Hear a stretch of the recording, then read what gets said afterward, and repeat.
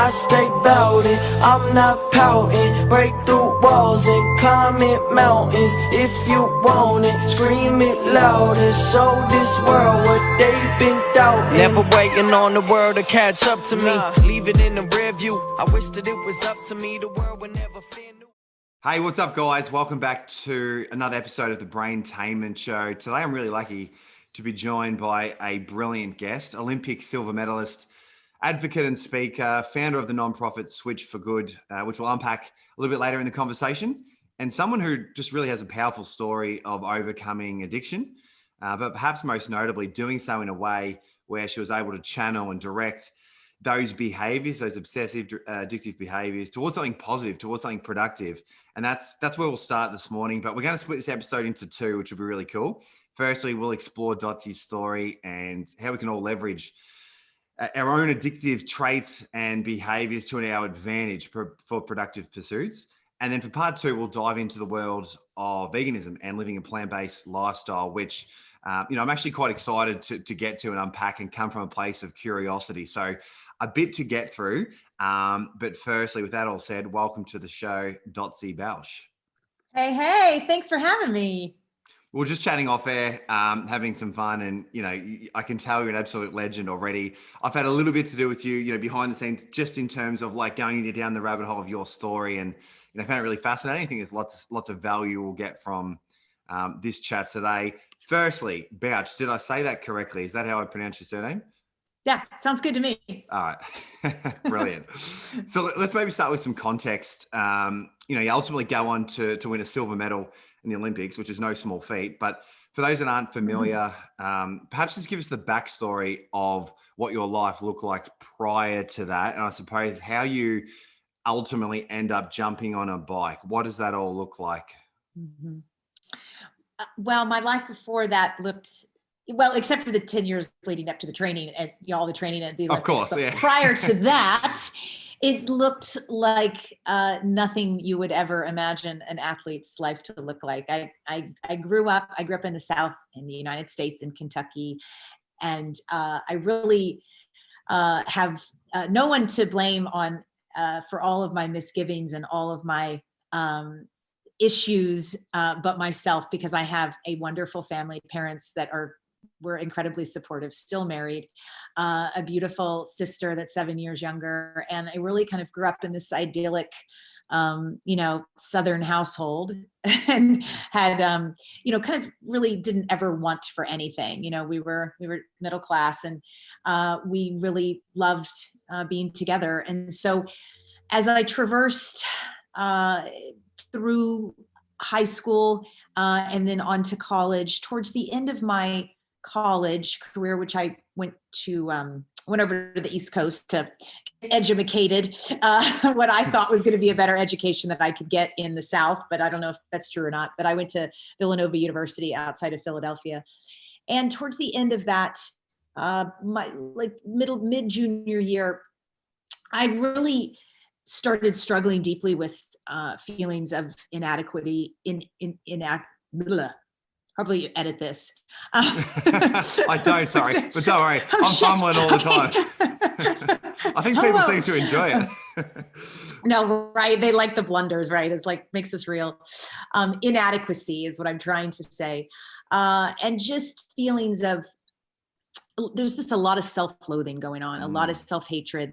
And it was born, I'm learning more now. I think it was born out of fear and out of anxiety and worry that I wasn't ever going to measure up to equal anything in life. And that's kind of how it started. And so as I'm traversing these feelings, I began to feel extremely out of control because all of this was scaring me and I didn't really know who to turn to or what to do about it. And so I started to control my food as a way to feel like I had some kind of control over something in my life. So that started, it kind of crept in. It started a bit slow, but it really took on a life of its own quite quickly and turned into full-fledged anorexia. And I spent a lot of time in and out of the hospital and facilities and inpatient, outpatient. because it spiraled into eating about 200 calories a day. I finally got it down far enough, which was a mini muffin and a black coffee with just one packet of sugar, if anyone's wondering what 200 calories is. So it was that by that point, I had all the physical characteristics of a very sick human. My hair was falling out, my skin was turning gray, my teeth were turning colors as well. And I was really just a shell of myself. And when you're not nourishing your body, it starts to shut down to preserve itself. Anorexics that do die from the disease, they usually end up dying of a heart attack because your body starts to eat its own organs. Luckily, and obviously that didn't happen to me, but I was going down that path, and I was got into a place where I couldn't work. I couldn't hold a job anymore. I couldn't be social. I just remember spending almost all day, every day, just in my house, in bed. I couldn't really even read because my brain wasn't functioning that well. So that was, it was obviously a really, really dark time that ended in a couple of suicide attempts. One was with pills, and the second one was running out in the middle of the 76 freeway in Philadelphia. And that was that just turning point that jolted me into, this disease is going to probably kill you. And the reaction of that second suicide attempt, because the first one my parents didn't really know about, but their reaction to that second one really gave me, infused me with enough to try to potentially see if I could get better from anorexia. That was what was in my head. I was like, I know that I probably won't ever get better, but I've got to try for them, because if I die, I want them to know that I at least tried, which is obviously really skewed process thinking when you say it out loud, because they're not going to care whether I tried or not if I'm gone. But I really was like, you have to at least give this to them. I wasn't even thinking I'm giving it to myself. I'm thinking, so I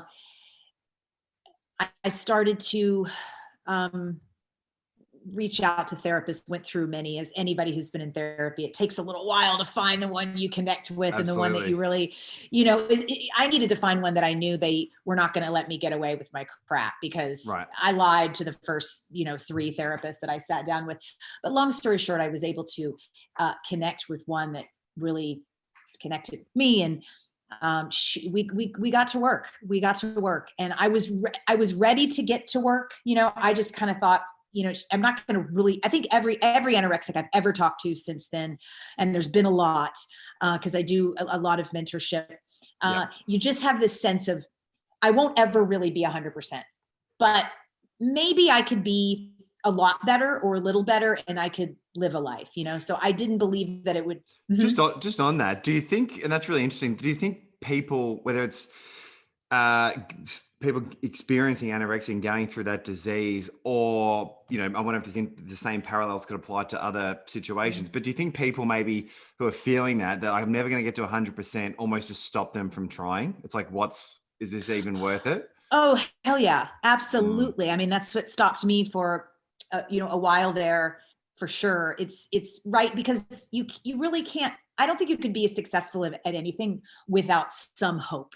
Right. And so if you don't have any hope, that's what I'm getting to. I see so many people stuck, whether it's something as dramatic as experiencing a disease like that, or even perhaps not, but like people just getting stuck in that, like that lack of hopefulness, and it plays out in so many different ways. So it's interesting that you're like at that place mentally, you're just starting to flirt with a little bit of hope, but it's like, what did you do with that? Like, how did you, I imagine the therapy would have been helpful. Were there certain practices that you sort of put in place to keep yourself not accountable, but almost just keep a reminder to yourself of like, any progress is good progress, and recognize it's not just a throwaway platitude, but like genuinely any progress is going to make me feel better and perform better. Yeah. And do, you know what I mean?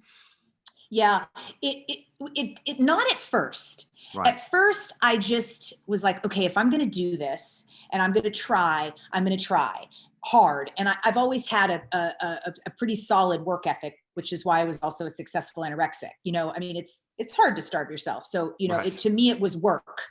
And so when I started with Chris, who was my therapist, I just got very committed to the work. And what I loved about her, she was a tool-oriented therapist, right? So she didn't sit there like the other ones had with their yellow legal pad and their pen, like looking at you like you're crazy and taking, you know, voracious amount of notes. She just didn't write anything down. She looked at me, she worked with me, and she had I always had homework.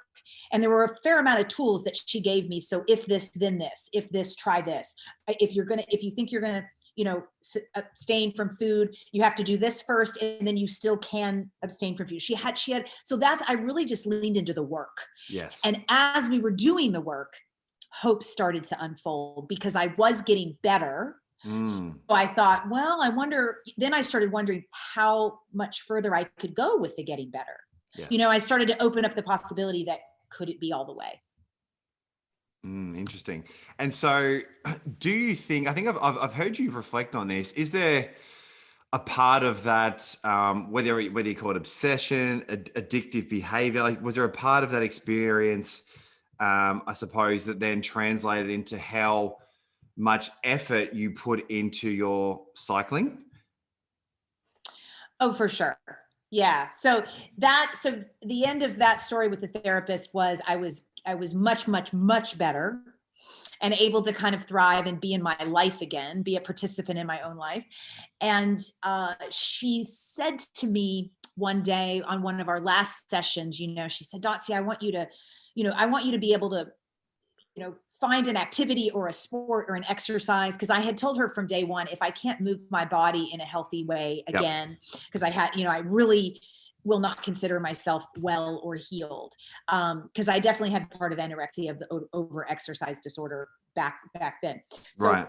she said, I want you to find something, but I don't want you to do anything that has the negative context from the past, which would be, you know, the treadmill, the Stairmaster, the elliptical. I used to do that for 8 hours a day in the gym. Wow. So pick something outside. I'm living in Los Angeles by that period of time. And it's, you know, 75 and sunny every day. So I said, well, what if I got a bicycle?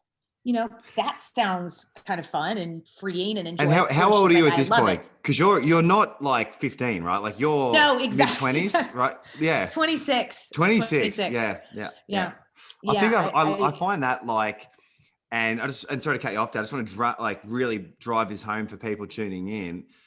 When I was going through your story, I'm like, fuck yeah. Like you're picking up the bike, you ultimately, you win a silver medal in the Olympics, but you don't really explore cycling until you're 26. And there's so many people that I know. I mean, I'm 31 now, that are my age, but even like early 20s, mid 20s, who have almost just like fallen victim to this idea of like, fuck, it's too late.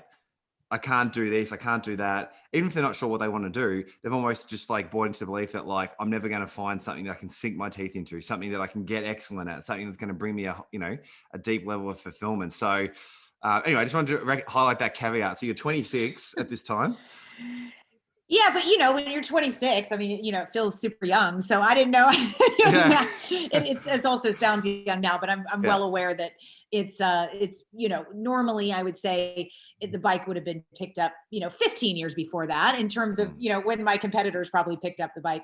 So it was a bit late, and I was very technically scary, like to everyone I rode with, because I was riding with people who grew up on a bicycle, so they had incredible coordination skills and you know, technique, and I didn't, you know, I was just kind of like, it was like a bull in a china shop. I've just started riding, by the way, because I'm training for a triathlon, and we won't derail too much. So when you're talking about like form, please, I understand. I'm hopeless, and I'm, you know, some folks that I'm trying to connect with to ride with. I'm like, how are you going as fast as you are when I'm cycling? Anyway, conversation for another time, but I know what you're talking about there. So just to go back, sorry, you pick up the bike, and then do you like immediately start channeling, I guess, that like inclination to just go towards this like new pursuit? I did. I've always had a really big curiosity aspect to my personality. And Mm, when I look back, it was really the curiosity that drove it. Because as you mentioned, I was 26. And so as I start riding and as I start doing some group rides with some other people, and then I did a charity ride, which was like a 700-mile jaunt from San Francisco to Los Angeles over 6 days.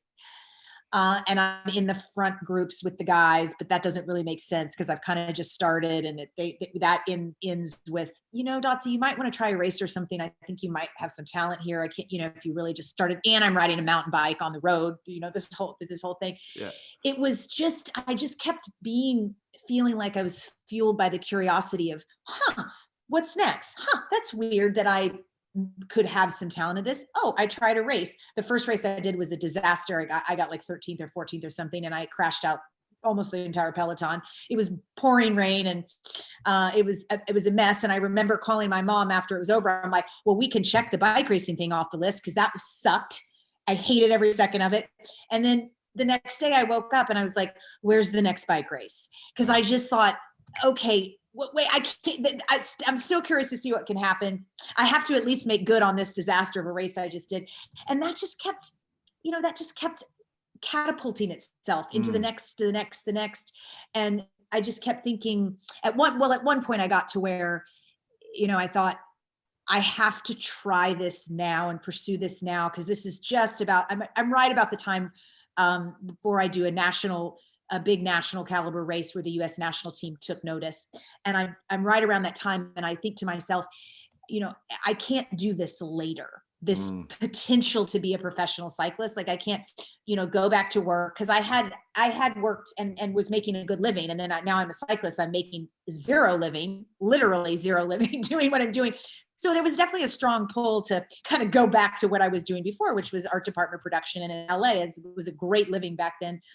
But it was like, I can do that later. I can pick up art department production at 50 if I want to. This is not something I can. So I just kept driving towards seeing what was possible. That curiosity, you're talking a language that I really resonate with, right? Like on this platform, I'm always talking about approaching things with curiosity and just seeing where that goes. It's a really good place to operate from.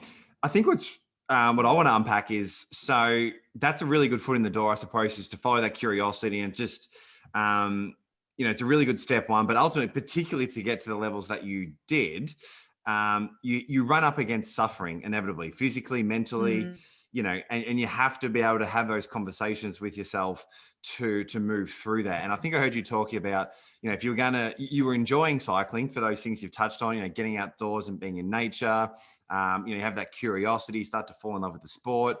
But then I've heard you reflect on how you recognize that you would have to get good at suffering if you want to perform at the levels which you ultimately go on to do. So what exactly do you mean by that? And do you think there's an opportunity for people, whatever it is that they're working towards, some sort of sport, career, showing up in a certain way, there's going to be a level of suffering that comes. How do you, what's your thoughts around that relationship?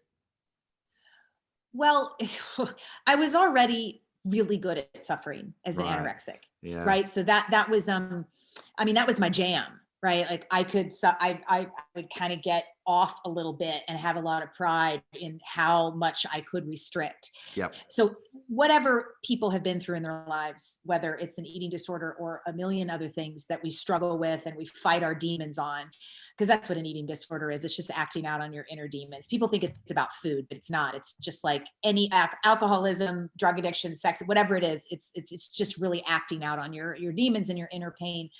And so I was already really good at the suffering aspect. So when the suffering came on the bike, it was almost like I welcomed it in a way, because I knew that it was going to end. Like a bike race is only going to be 3 or 4 hours. An interval session, as you know, in training, you're only going to do 8 intervals at 2 minutes each. I knew what the end was.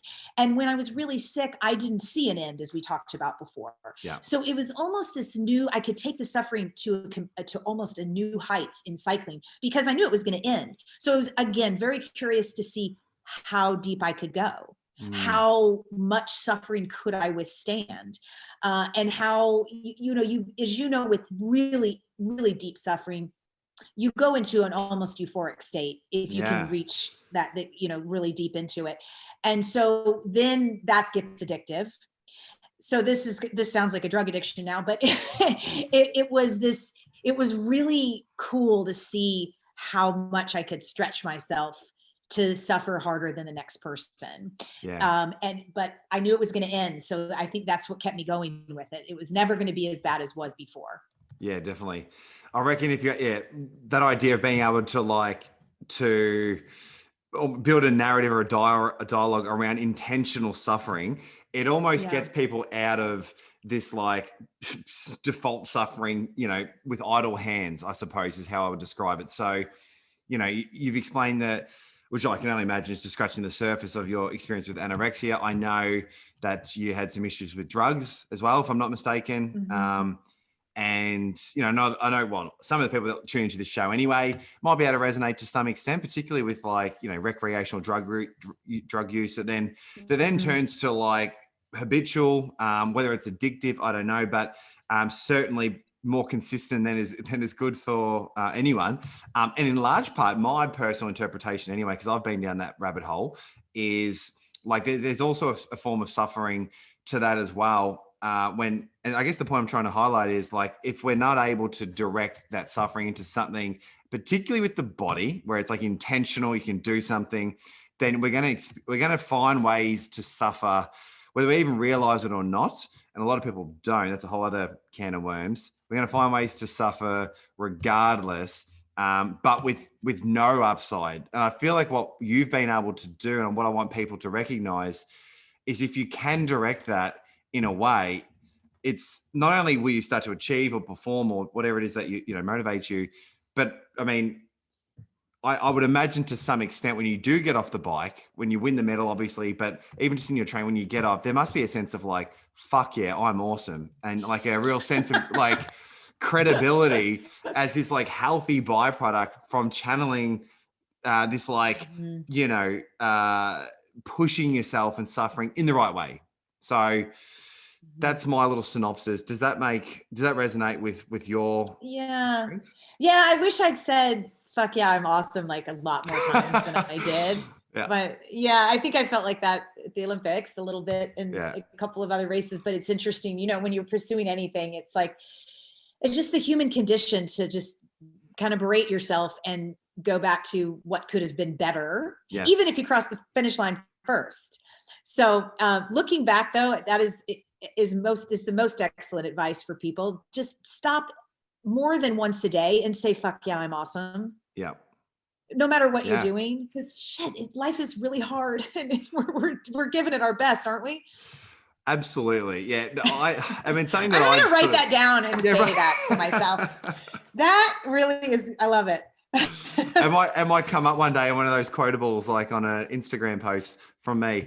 I love it. But look, I want to respect your time, and I want to talk a bit about the idea of veganism and plant-based in a moment. But before we do that, and I think the reason I was sort of harping on that point earlier about having like intentional suffering in a good way, and then obviously the healthy byproduct of that is feeling really good about yourself, is this idea of idle hands. And I think, if I'm not mistaken, I actually heard you reflect on, in those moments of like addiction, and it might not be an issue with food or alcohol or drug abuse, but could even be social media addiction, like some of the stuff that's relevant in today's culture. But we do it. We don't, you were talking about how we don't think, we just go for it. And actually what stands out in my mind, and I think some of our listeners will really resonate with this, is you're talking about just going for a line of cocaine at a nightclub. And you just sort of do it. And if you're happy just to sort of share on that just for a moment, I just think it's really useful and really relevant. It's like, you almost just do it without thinking.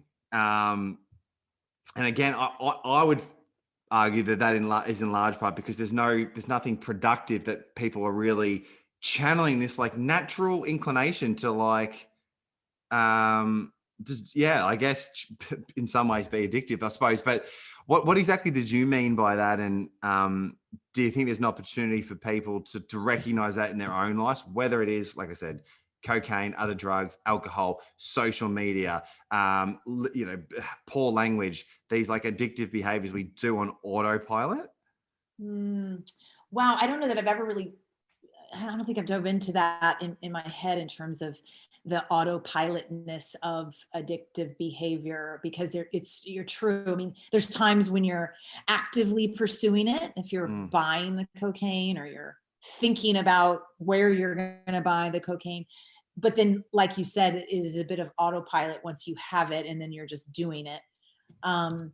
It must be just a component of any type of addictive behavior, right? You almost get the high off of planning it. And then you get, the actual whatever high it is, in this case, the drug, off of just the passiveness of it. And that's but you're just always chasing that feeling. And you can get that feeling in a variety of different ways. And then that's what, more sober living looks like, right? Is finding, you still want that same high, right? But just not by doing the lines, because that's a destructive path. So, finding out what that is. Yeah, it's so destructive. And the reason I just bring that up again is just like this, I feel like, and it doesn't have to be grandioso, but having a sense of direction and purpose that you can channel that kind of energy towards, I just think is really important. And yeah, I can only imagine how that, served you to go on and put in the work that was required. This is the last piece on this conversation before we dive into the veganism and that lifestyle idea is this reflecting on inner pain. I've heard you talk about how we're all driven by inner pain. And I would say that most people probably just don't recognize that, or they don't want to. Do you think that's what are your thoughts around that? So do you think that you've been able to leverage the inevitable inner pain to some extent in a productive way? Yeah, I definitely got asked a lot of questions in the media around the time of Olympics, and even before, if I was replacing kind of one painful addiction with another. And I always said, maybe, I don't know, possible, but I'm going to do this. If this cycling is the painful addiction I've replaced, like almost dying with, I'm going to keep going with the cycling thing. I tried to not get too hung up in, if that was the case or if it was not the case, because I knew what I was pursuing was something that I deeply loved and brought me so much joy and passion. And I got to see the whole world on a bicycle, which is just the best window ever to see the world through.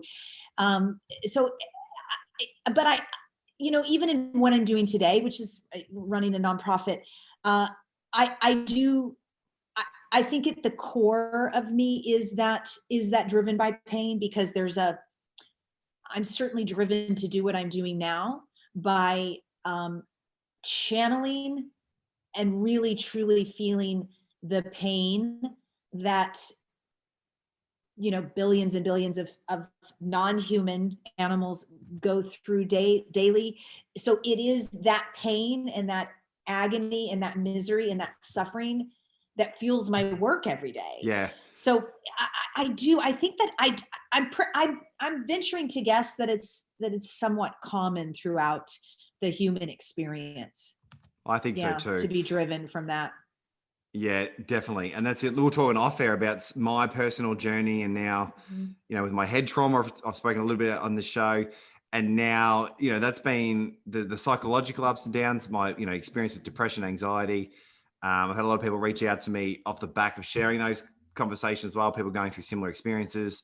So it's like now I feel this like deep purpose almost and mission from that pain, rather than just sitting with it, which, and there's other things as well from childhood and what have you. But it's now like, I guess it's just the awareness to reflect on that and put it towards something that is meaningful. And I feel like that's something that you've been able to really do and continue to do. And what I want people just to consider anyway, rather than just sitting in that inner pain and marinating in it unnecessarily. It's like, okay, yeah, sure, there might be some stuff there, but what does that mean? Giving it meaning completely changes how we feel on a daily basis.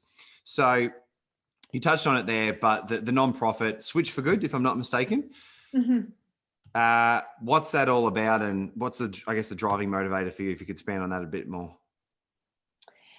Well, the driving motivator is certainly the fact that we, brutally mistreat and kill 265,000 animals every second worldwide. So, you know, like anything else, any other form of activism that anyone's doing, there was a time in their life where they will describe to you that they took the blinders off, that they looked down the rabbit hole, whatever it might be.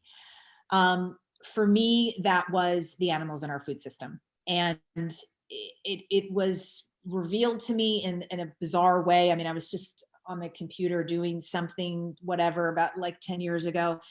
And I came across some information that was, some of it was written, some of it was video style. Anyway, it was a shocking moment. It was a moment where I thought, well, that can't be true. Like that's not, and then, as a hoity-toity snobby American, I said, that could go on in other countries, but it probably doesn't go on here, of course, because our government must, protect and serve its people. And that has to, include our food choices, our food system, our agriculture. So, long story short, I went deep down the rabbit hole because I just wanted the truth. It Right. was really just a truth-seeking venture. I thought, well, I will get to the end of this and I'll realize, oh, that was just an extenuated circumstance. What I had seen, it's not really true to that. So go down the rabbit hole. If anybody wants to go down the rabbit hole, you could watch Dominion, you could watch Earthlings. There's a couple documentaries out there that will just show you exactly what happens. Terrifying and debilitating. And I spent many weeks being debilitated in confusion and pain and suffering. Again, we were talking about, because I didn't understand. And anyway, I went through a journey of just really realizing that if I love animals, which we didn't talk about that part of my life, but I grew up with a bazillion different animals and loved all of them and had so many, and horses and, and dogs and hamsters and rats. I've always had this really deep sense of respect and love for non-human animals. I just think they're wildly more interesting than human animals, quite frankly. And so I really just had this reckoning with myself that was like, if I love something, that would not include eating it. Like it was that simple to me. And so I went on a journey of completely changing what's on my plate. And as you might imagine, that was a little scary coming from my history of anorexia, but now I was eating with complete purpose and total conviction and love. I mean, that's what, to me, when I eat my plant-based food every day, to me, I'm eating love, and I'm choosing love over pain and misery. And, I don't want to go into all the gory details, but Sure. it reveals to me that I'm choosing love. And it really, there's almost nothing that feels better 3 or 4 times a day than making an active, conscious choice to choose love, and to what feels like, to me, living in alignment with my core values, which are compassion and ahimsa and love. So it brought it, I kind of woke up, or I did wake up, that's what it felt like to me. So the nonprofit is in the vegan plant-based space, and it's an advocacy organization, and we certainly work on loads of education to the general public to really understand the why and the science behind plant-based eating. But we also do a lot of work to change policies here in the United States as animal agriculture, and change laws. We do quite a bit corporate campaigns pushing corporations to change their ways and such like that. So. Yeah, I mean, that's that idea of living in line with core values, something that I'm really passionate about. In terms of, and I imagine this is part of the educational piece as well. And the reason I wanted to sort of have this conversation with you is, I'm really big on truth, and I'm really big on what's going to work and and living in line with values, like I said. So it's certainly a conversation worth exploring. For people listening that maybe are just like completely reserved and diet is one arena, but there's so many places where people are just caught in like their like point of view. And look, at least watching from afar anyways, obviously some real culture wars going on and some political stuff in the States in particular. Yeah. Not a conversation worth having today. But that idea of like being blinded by one approach, I think is not a healthy thing. So it's like, okay, cool. Let's come from a place of curiosity. So Right. I'm thinking, if I may, I'm putting myself in the sort of the shoes of a listener. And I'm thinking there's probably a few questions that I'm like, okay, I'm listening to you and I'm hearing that idea of like, feeling that deep sense of love. I'm like, yep, that makes a lot of sense. I actually really get that. Mhm. That idea of wanting to, look after animals when they're so fucking awesome. Get that. So Mhm. then from, I guess, potentially from a physiological point of view, what are some of the real world benefits to adopting this sort of plant-based lifestyle? Yeah. And so, I mean, you're talking to somebody who literally just went through it and experienced it as a complete and utter surprise and shock in terms of the benefits. Mm, So I didn't know, right? I'm at this point, I failed to mention, I'm a couple years out from Olympic Games. I don't know that I've made the team yet. So let's just say I'm a couple years out from trying to make the Olympic team, right? yeah.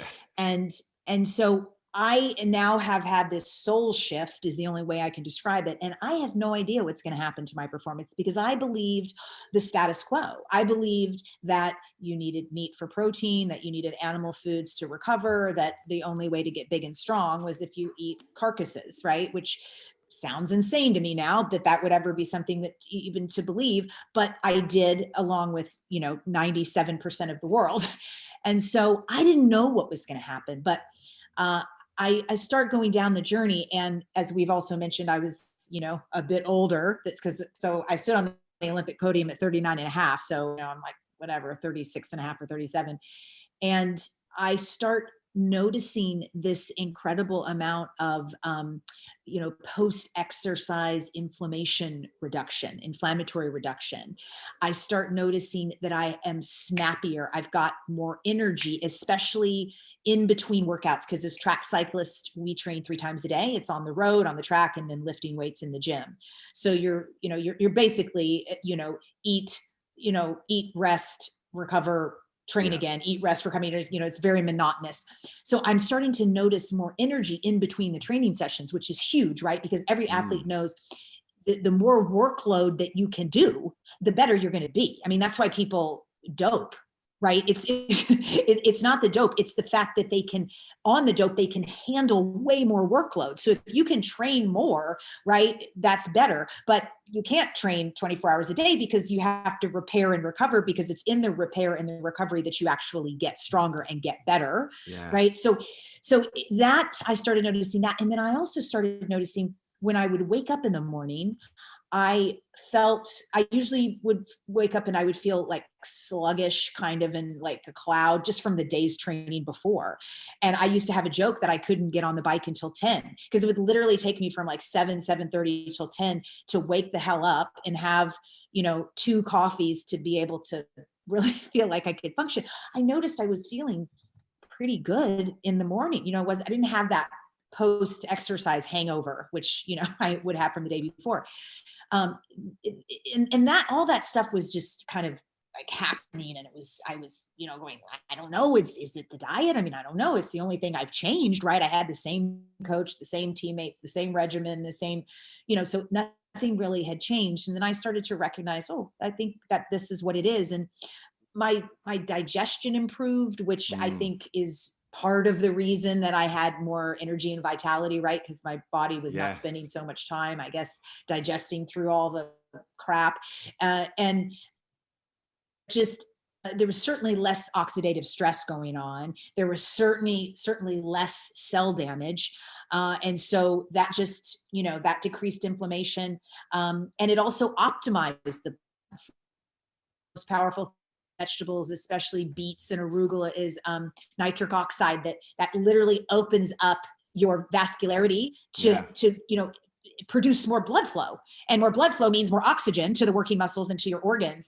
And so that, you're just better, you're stronger, you're faster, you're all of those things. So it just snowballed, and it was wild because I wasn't expecting it.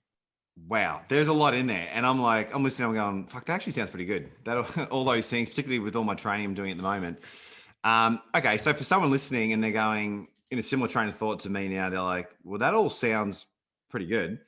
What I guess a couple of considerations. So you touched on that idea of like, this like tried and true, almost cliche now that, you need to eat solid amounts of meat to get your protein, right?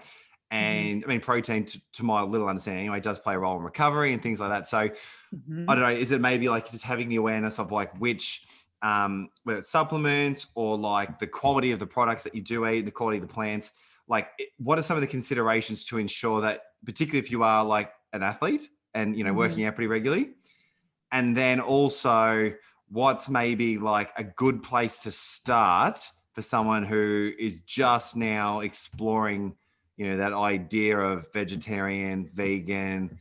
What's that first, say, couple of weeks look like? Is it cold turkey? So it's a loaded question in there. No, it's okay. It doesn't, of course it doesn't have to be cold turkey, right? Like, I mean, that is just not, or cold tofu, as I like to say, but it doesn't have to be, no, literally, you could do it at any speed you want. I've worked with people, meaning just mentoring them, right? I do have a degree in plant-based nutrition, but I'm not a nutritionist, as a living, but people that just want to change one meal a day, one aspect of one meal a day, to all the way to people just go, okay, I'm just all in. It depends on your personality, right? Yes. Like not everybody has that all in type of personality. It's just a bit too much and a bit too aggressive. So anything works. But to go back to your original question about, protein, which is probably, if I had $1 for every time someone asked me about my protein, I would be a very wealthy lady. So I think you just need to think about protein is a macronutrient, right? Carbohydrates, proteins, and fats. Those are our 3 macronutrients. And then there's loads of micronutrients and all the phytochemicals, antioxidants, and which is what you find in all the plant foods that really help us repair. And yes, you need all the macronutrients. You would die if you took one of them completely out, right? But to me, they're equally, and to a lot of scientists and nutritionists and dietitians, they're equally as important. The only people on the planet that I think need to be obsessed with protein would be bodybuilders, like that are on stage. And, right. I would argue that that's not really an athlete. That's, I know they're not going to like that if they're a bodybuilder. It takes a lot of training, but the bodybuilders that I know have said to me, I'm not actually that strong. I just look strong. I've had a couple of them say that to me, that, so it's all about how it looks on stage. So maybe they want to be obsessed with protein, but any of the rest of us athletes, as an endurance athlete, at the Olympic level, I took in about 1.2, 1.3 grams of protein per kilo of body weight. So for me, that was 85, grams of protein a day. Okay. If you really look at the general public, everyone is completely over proteined, which then we can get the conversation about how much cardiovascular disease and diabetes that is producing from an overabundance of protein, and especially animal protein. So I think it's important to ask, how much protein do I actually need? Because most of us are consuming too much, and then doing it just like you would do it in the animal. If you are an elite athlete and you're counting all of your macronutrients and your calories, just stay on top of it. And it is plentiful in the plant-based world. I mean, all of the legumes, most of the grains, all of the vegetables, crazy enough, everything that's alive has protein. Broccoli has protein, sweet potatoes have protein, Idaho potatoes have protein, not as much as black beans or quinoa, but it's in there. So you will add up quite a lot of protein over the course of a day. All right. So before we find out where we can connect with you to learn more about your story, your thoughts around sharing that, and how you would, similar to what we touched on earlier, or if they want to learn more about this part of the conversation around where to start with veganism and the benefits of plant-based nutrition. Before we get to how to connect with you, do you have a favorite meal or a go-to meal that you could recommend for people tuning in? Yes. So we cut out a bit.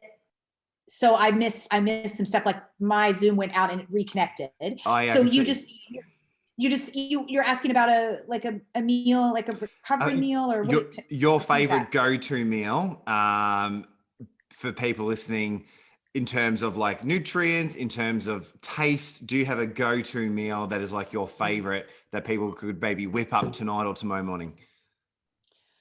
Yes. So first of all, there are an extraordinary amount of recipes and ideas and tips on switchforgood.org.